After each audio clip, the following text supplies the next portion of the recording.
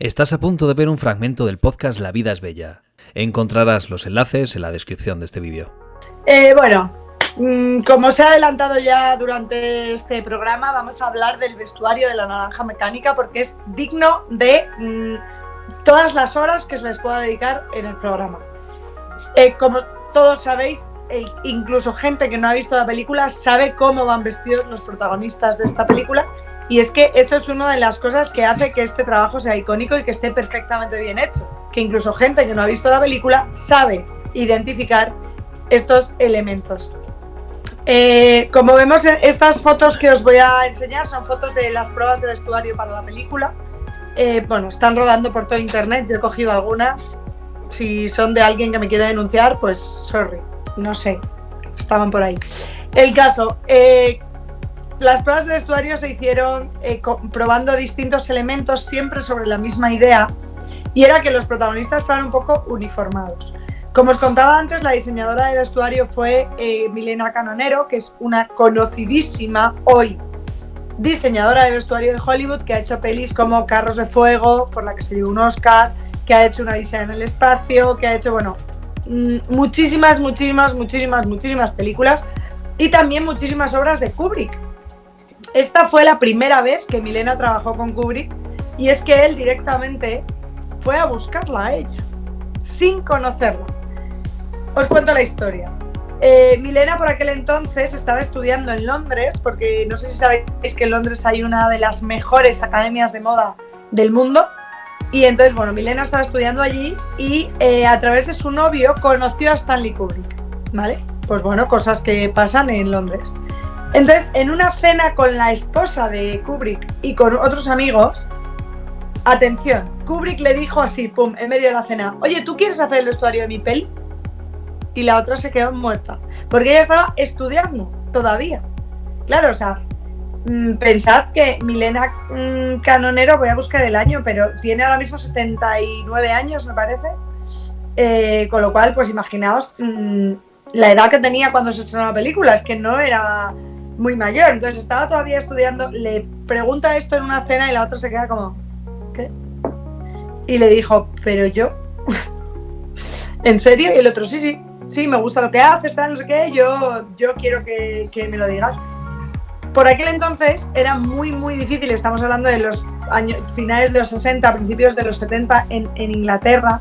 Era muy difícil que una mujer se metiera en ese mundo.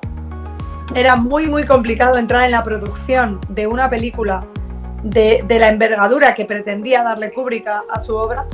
Y para ella fue entre una declaración de intenciones, una apuesta por su talento y un auténtico pánico lo que sintió. Porque dijo, madre mía, ¿cómo voy a hacer yo esto? Que estoy estudiando rodeada de tíos, de señoros, aquí, socorro. Pero dijo, voy a por todas.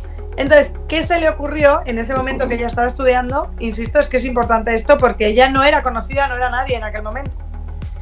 Se le ocurrió empezar a aprender a coser sus propios trajes para que la producción de la película fuera más fácil. Es decir, tú me pides algo, no lo encuentro, lo hago. Como estoy estudiando, tengo los medios que me ofrece la academia, tengo los conocimientos, pues yo te ofrezco, a cambio de esa poca experiencia que puedo tener, que yo te voy a hacer lo que tú me pidas. Todo lo que me pidas yo lo hago. Entonces, en ese momento para Kubrick debió ser un punto a favor y dijo, vamos para adelante. Total, que empiezan el diseño de esta película y Kubrick le entrega una cámara a Milena y le dice, vete por Londres a fotografiar inspiración, cosas que te inspiren para mi peli. Cuenta ella misma en entrevistas que ha hecho posteriormente, después de ganar los Oscars que ha ganado, cuenta que en ese momento, cuando él le entregó la cámara, quiso ser muy insistente en que ella interiorizara el concepto de la película. Le contó una y otra vez la historia, por supuesto leyó el libro, le explicó cuál era su visión, cómo quería enfocarlo, qué quería transmitir, y fue muy pesado con este tema hasta que se aseguró que ella estaba 100% metida en el mood de la peli.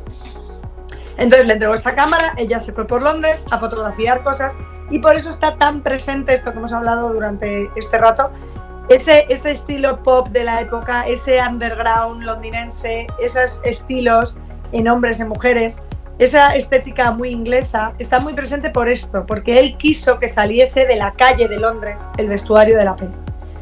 Entonces llega un momento muy gracioso y es que ella empieza a diseñar el vestuario, empieza a presentar cosas a Kubrick y tal y cual. Y él ya tenía por aquel entonces seleccionado al actor que iba a hacer de Alex. Y entonces le dice, genial, vamos a ver qué te podemos poner. Y el otro se queda así y le dice, no sé, tú me dirás, ¿no? Yo soy el actor. Y el otro, ya, pero bueno, no, tú juegas al cricket, no tienes nada por ahí que mole del cricket. Y el otro, pues no, la verdad, no sé qué me estás hablando. Que sí, hombre, algo tendrás, estás muy pesado con esto, ¿no? Kubrick debe ser... Y entonces le dice, bueno, vamos a ver, abre el maletero de su coche y Kubrick ve la coquilla que él llevaba para jugar al cricket. Y dice, lo tengo. Se la presenta a Milena Carnero y de ahí sale uno de los elementos más icónicos del vestuario de los personajes de la peli, de los protagonistas, que es esa especie de coquilla gigante que llevan encima del pantalón. El resto del vestuario es un pantalón pirata blanco, muy ajustado, una camisa bastante ceñida, que no es blanca, es como de rayas, y esos tirantes blancos también por encima del uniforme. Ya hemos comentado que el tema del uso del blanco es providencial para esta película, para simbolizar esa diferencia entre la violencia y bueno, esa uniformidad en ellos, todos blancos con el sombrero. Como estamos viendo en las fotos, se hicieron muchísimas pruebas de sombrero y al final se decidió por este blow up, se llama, ¿no? Este sombrero bombín para los personajes, y es verdad que es como el más teatral, el que queda más curioso, por decirlo así. Y ese maquillaje que también se inspira un poco en el mundo del deporte, ¿no? Como vemos en esta foto, en los jugadores quizá de fútbol americano, de cricket, bueno, esas rayas que se ponen los aficionados, bueno, va un poco por ahí, ¿no? Por enlazar un poco ese mood del deporte. En ese momento Milena Carnero dice, genial, una coquilla. ¿Cómo metes eso en una película? Ideal, una coquilla. A mí me parece magistral, y esto es cosecha mía, poner este elemento por encima del pantalón, porque nos recuerda mucho, y en una época muy interesante además, a los superhéroes que llevan esos calzoncillos por encima del pantalón, y es una manera de empoderar a los personajes. El vestuario... Perdona, Laura, además... al personaje por antonomasia del mundo de los superhéroes, que es Superman, cuyo uno de sus rasgos más identificativos a nivel histórico ha sido ese célebre calzón por encima del traje. Claro, entonces para mí es un acierto tremendo, y creo que evidentemente no es casualidad, porque sí que es una manera de empoderar a los personajes con un vestuario tan tremendamente ridículo como este. O sea, si como veis en esta foto, la opción era una chaqueta por fuera o una camisa por dentro con tirantes. Una camisa, ¿por qué no? Entonces, bueno, el vestuario es tremendamente ridículo, pero funciona. Funciona y es tan histriónico que da miedo. Verles con esa seguridad, llevando esa ropa, es un elemento de juego que Kubrick utiliza muy bien. Por otro lado están las botas estas tipo militar negras, que son muy parecidas a las Dr. Martens de toda la vida, que son unas botas de origen inglés. Perdona, Laura, aparte de lo de las Martins, que es un detalle muy de skinhead, lo de la coquilla... por ahí iba. Lo de la coquilla yo siempre lo he identificado como también un elemento importante en la construcción de los personajes, porque al final si son personajes que cuando salen por la noche a cazar, a pegarse, a esas dosis de ultraviolencia, es una manera también de proteger sus puntos débiles, ¿no? De ir permanentemente protegidos. Que aparte de que evidentemente la construcción del personaje y la estética del vestuario mola mucho y está muy guay, está muy bien pensado, porque al final son personas que están todo el día pegándose en la calle con otras bandas, claro. y bueno, pues se protegen sus partes. Sí, sin duda. O sea, y luego el tema de las botas, obviamente, de lo que hablábamos, este tema muy skinhead, muy de esa cultura suburbana, pero también son un elemento, ¿no? Ellos no paran de pegar patadas. Obviamente con unas deportivas de los años 70 no pegas la misma patada que con esas botas. Entonces, bueno, también cumplen una función puramente útil. Y luego el uso del bastón. El uso del bastón es muy interesante también, porque solo lo usa el personaje principal, y lo usa de una manera que por un lado es muy teatral, sin importancia, para entrar en las escenas, para hacerse dueño del espacio, ¿no? Esa manera de ocupar un poco más a través de alargar ese brazo. Y luego, por otro lado, es un elemento, evidentemente, de violencia pura y dura, ¿no? Es siempre un palo, pues sirve para lo que sirve, ¿no? Entonces, me gusta porque está a medio camino entre la elegancia y la brutalidad. Y creo que precisamente eso es lo que buscaban con este magnífico vestuario. Por otro lado, el uso del color, lo que hablábamos antes. Solo vemos colores en la escena cuando vienen escenas de violencia, el uso del rojo sobre todo, pero también vemos muchos azules, muchos verdes, vemos morados, vemos amarillos, colores muy vivos, muy saturados, que sobre todo pertenecen a personajes secundarios, pero que en ese momento, en esas escenas, van a tener una relevancia primordial. Por ejemplo, cuando aparece la primera vez en el bar este tan cuco en el que ellos se reúnen a tomarse esa leche plus, las mesas, que son maniquís blancos, contorsionados completamente, llevan pelucas de colores, precisamente para que te fijes en eso, ¿no? Es un punto de atención. La madre de él lleva pelucas de colores, que no tiene ningún sentido, pero te fijas en ella. Es un personaje anodino, ella le da todo igual, pues bueno, estoy aquí, pues sí, pues no, pero lleva esas pelucas como diciendo, no te fíes, que esta persona, ojo, cuidado. Bueno, por supuesto, las personas a las que agreden, ya lo hemos comentado antes, siempre llevan ese punto rojo. Y luego los policías, o bueno, no sé si policías, estos de la cárcel, el ministro del Interior, toda esta gente, siempre van con trajes muy oscuros, negros, marrones, grises. ¿Por qué? Por un lado, porque es lo que se lleva en la época, al final ahí eso es un poco tirar de archivo histórico, tampoco se sale mucho de la norma. Y por otro lado, porque se asocia como con el contraste de ellos van de blanco, estos tienen que ir de negro, ¿no? El bueno y el malo, bueno, lo clásico.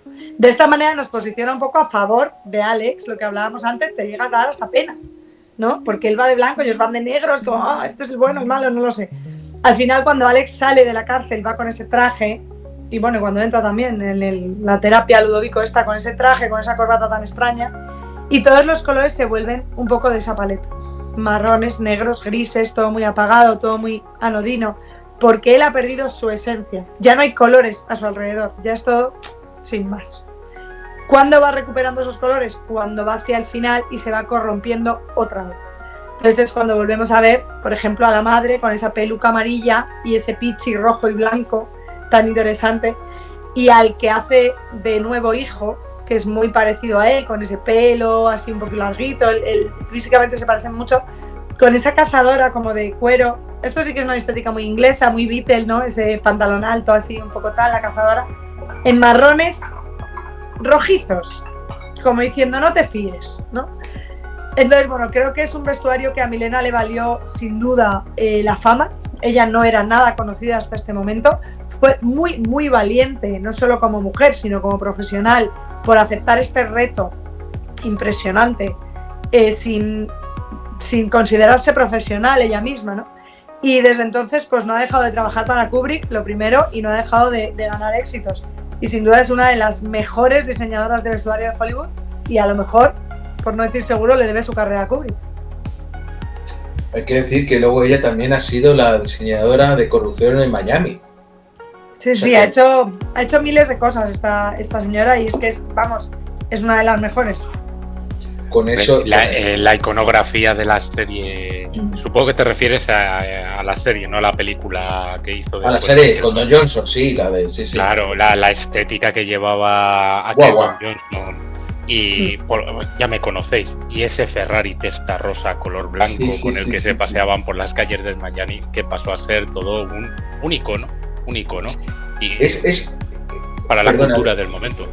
Ese opening de esa serie es mítico, es mítico. Hombre, hace unos años, si me permitís un apunte, años en la NBA empezaron los equipos por el tema comercial y eso, empezaron a hacerse camisetas como especiales, ¿no? Cada uno un poco relacionado con su entorno o con el lugar o con lo que tuviera un poco de relación con esa ciudad o con este equipo, lo que fuera. Y los Miami Heat, el equipo de baloncesto de la ciudad, era un evidente homenaje a la serie Corrupción en Miami. Con eso era de color azul celeste, con los números en rosa, como era el opening de la serie Corrupción en Miami. Es decir, la trascendencia de aquello fue increíble y sobre todo a nivel estético también, no solamente por la narrativa de la serie, etcétera.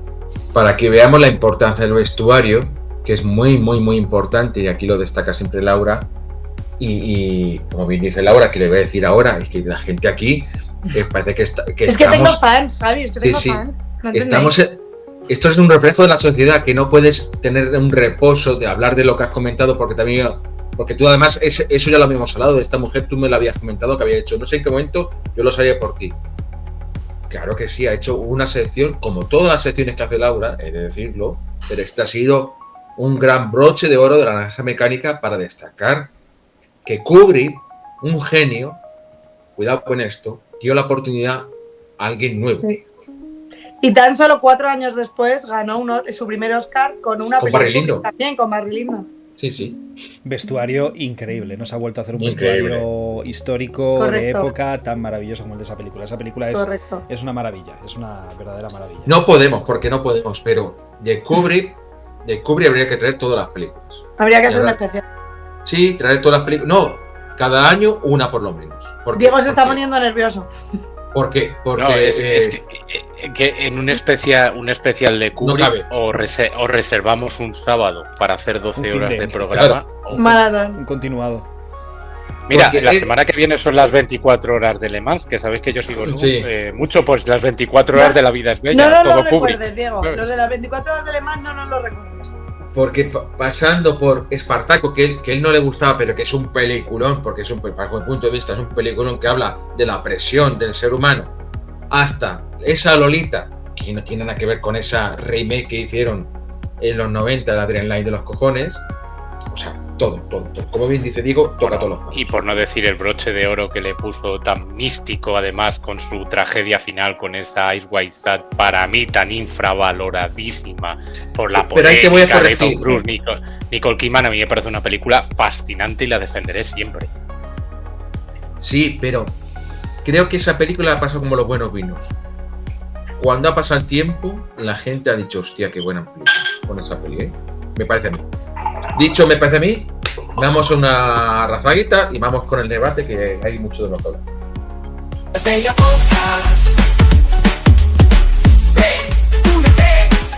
Suscríbete, los lunes en Twitch. Laura. Perdón. Lleva razón, toda la razón. Mis disculpas al abuelo oscuro que está por ahí, por el chat, que sabe de coches 4.000 millones de veces más que yo. Efectivamente, Ferrari Testarossa de Don Johnson era réplica. Sí, lleva razón.